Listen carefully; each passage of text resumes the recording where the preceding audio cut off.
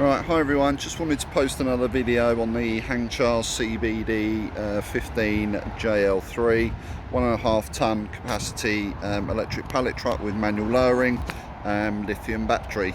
So what we're going to demonstrate today is we've got about a ton full of batteries here, as you can see, obviously in a standard Euro pallet. So I will put the camera down and we'll have a quick demonstration and see how easy this truck moves them.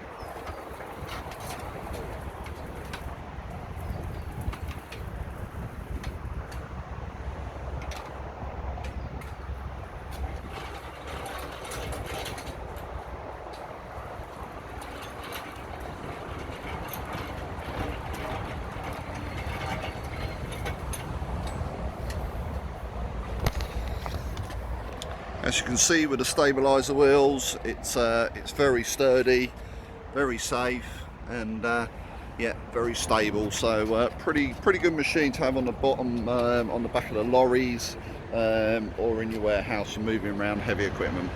Okay, hope you liked the video. Hope it's given you a bit more insight, and yeah, get in touch.